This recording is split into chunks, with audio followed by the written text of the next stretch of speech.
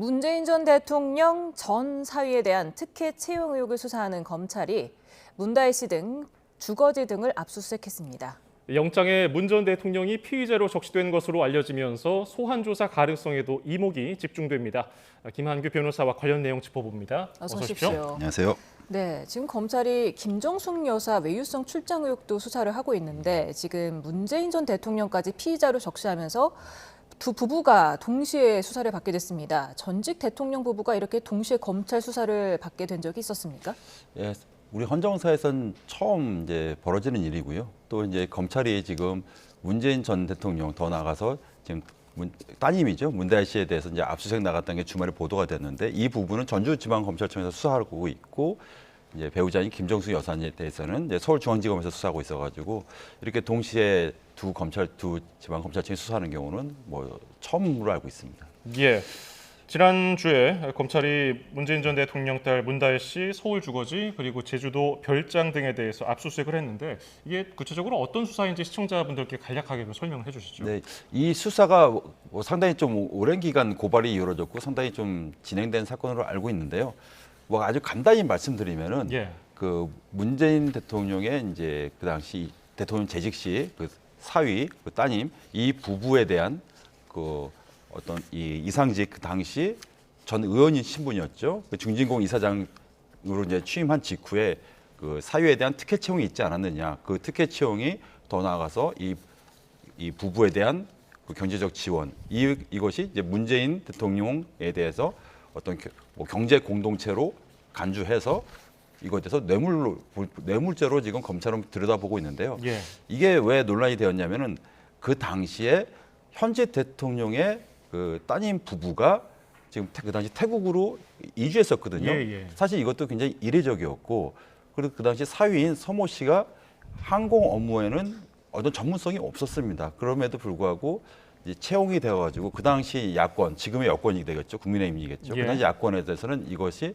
특혜 채용 더 나아가서 이상직 그 당시 중진공 이사장에 대한 이런 뭔가 커넥션이 있었던 거 아니냐 이런 의혹은 굉장히 제기되었었던 거거든요.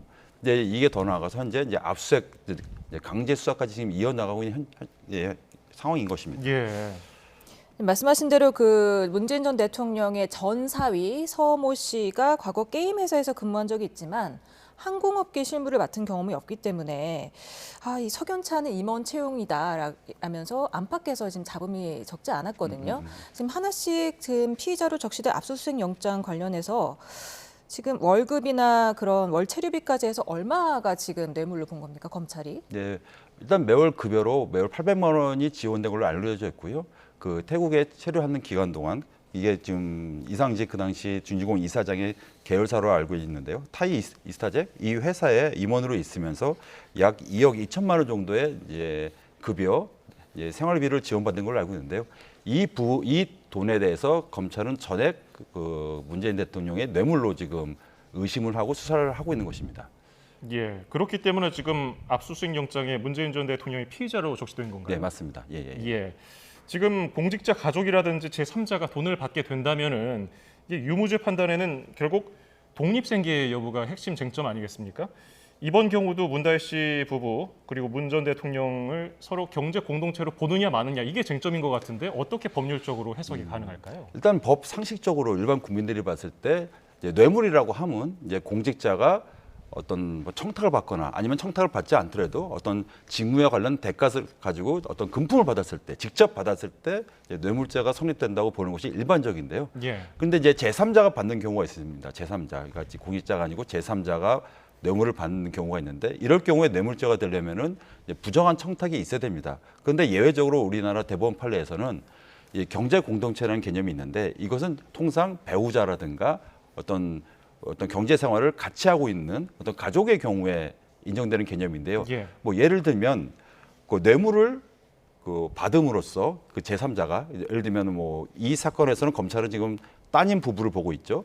따님 부부가 이런 경제적 지원을 받음으로써 그 문재인 그 전 대통령의 그 어떤 경제적 그 지원이 그러니까 손실이 이제 나가지 않아도 돈이 더 이상 경제적 지원을 하지 않아도 되는 그런 상황이 오게 되면은 그러니까 돈이 2억 2천이라는 돈이 받았으니까 그 전에 계속 생활비를 주었다면은 생활비를 만약에 취업하면은 더 이상 주지 않았다 이런 예. 상황이 증명이 되면은 이거 뇌물 아니냐.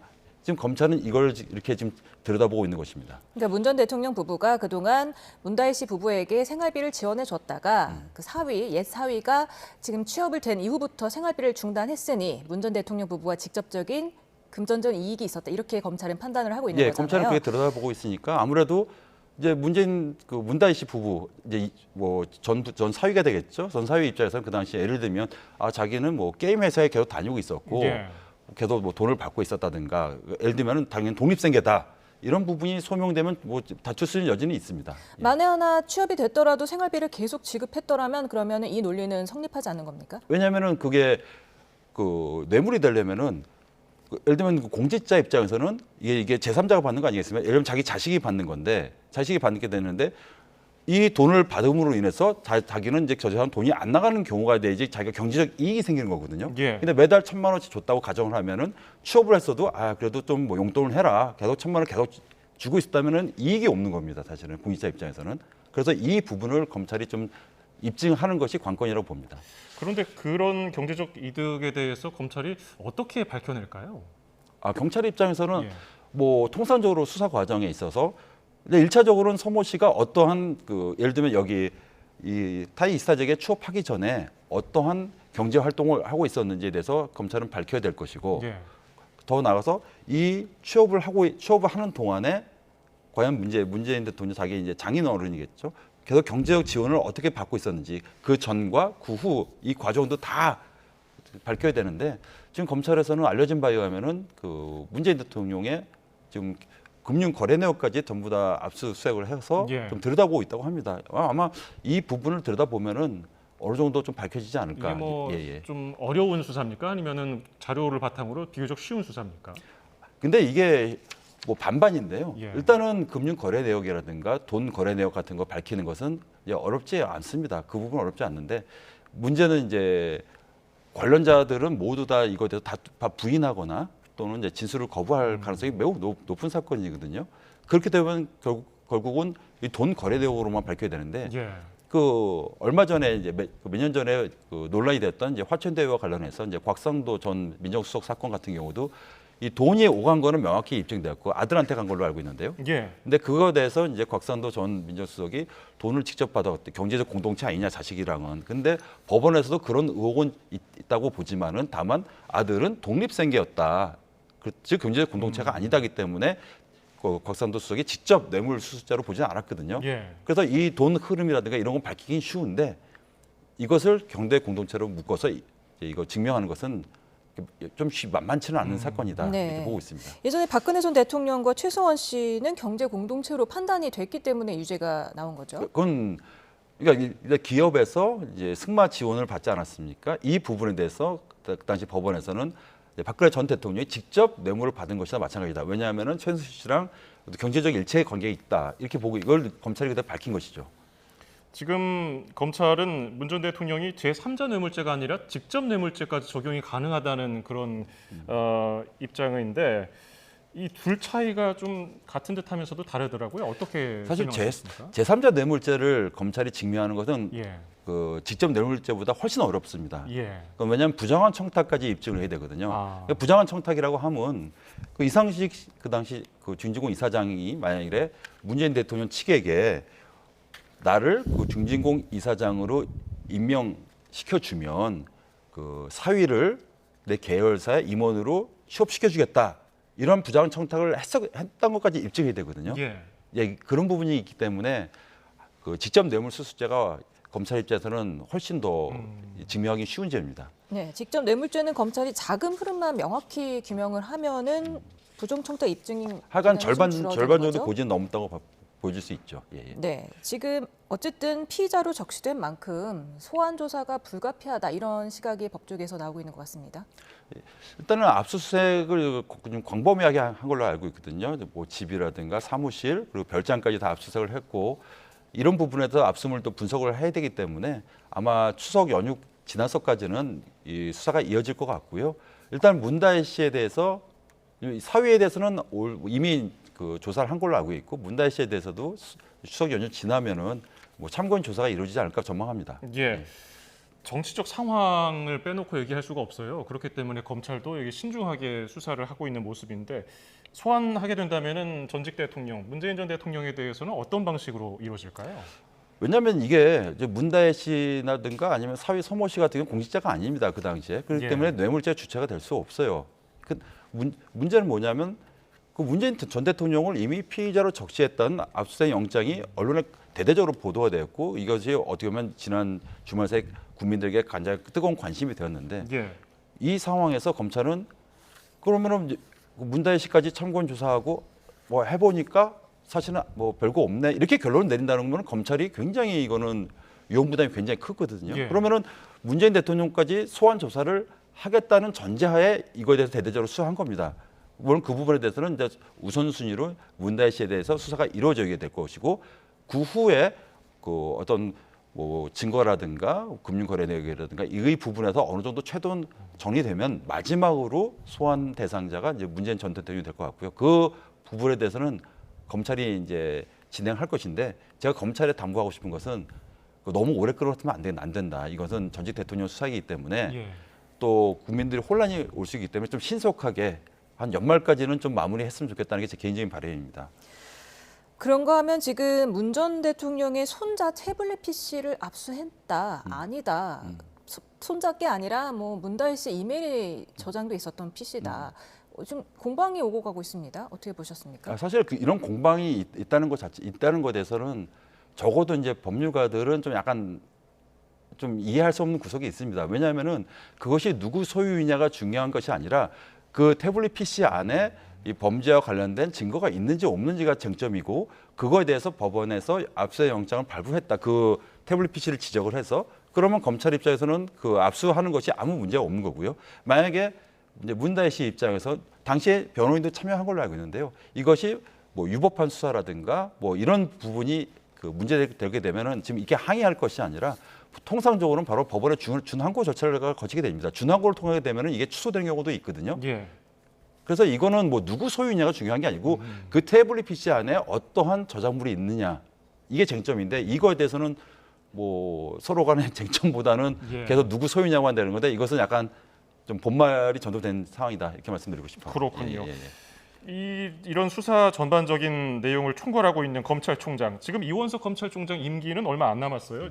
9월 15일이면 끝나는데 결국 문 전 대통령 소환하는 그런 결단 같은 경우는 차기 총장이 결정을 내릴 것 같은데 결국 이번에는 이원석 검찰총장이 그 책임을 좀 면하게 된 것 같은데 어떻게 보십니까? 뭐 이거에 대해서 뭐 이원석 총장은 어떻게 보면은 전혀 관여할 수 없는 상황 아닌가 싶습니다. 임기도 뭐 이번 달 중순으로 알고 있고요. 예. 임기가 그럼 그 정도 마치기 때문에 지금 이런 어떤 문다혜 씨에 대한 수사, 사실 전직 대통령 따님에 대한 수사도 사실 흔히 있었던 일은 아니거든요. 강제 수사가.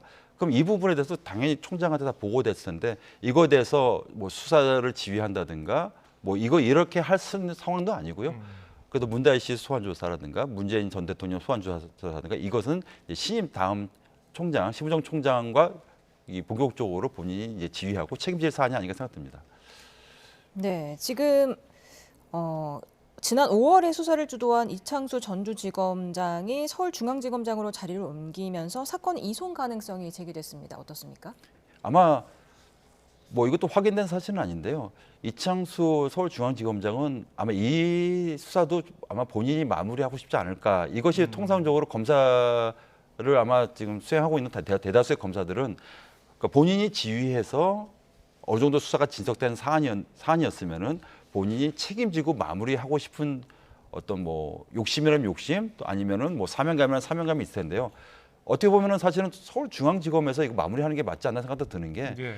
대통령 부부를 그 전주랑 서울중앙지검에서 나눠서 소환 조사한다는 것은 너무 이거는 망신주기 수사 아닌가 부부를 이렇게 좀 그런 생각도 들고요. 그래서 서울중앙지검에서 또 이창수 지검장이 그걸 지휘했던 사안이니까 중요한 것은 본인이 책임져야 되는 사안이다.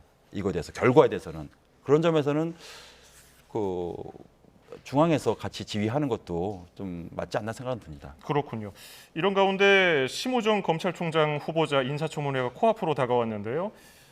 김건희 여사 오빠와 고등학교 동문으로 알려졌어요. 그래서 이게 지명 배경에 대해서 여러 가지 의혹도 나왔는데 이 부분에 대해서는 어떻게 심 후보자 해명이 됐습니까? 아마 심우 후보자는 일단은 그 오빠를 전혀 알지 못하고 이게 고등학교 동문이지 뭐 예를 들면 뭐 같은 학년이 아닌 걸로 알고 있습니다. 예. 예.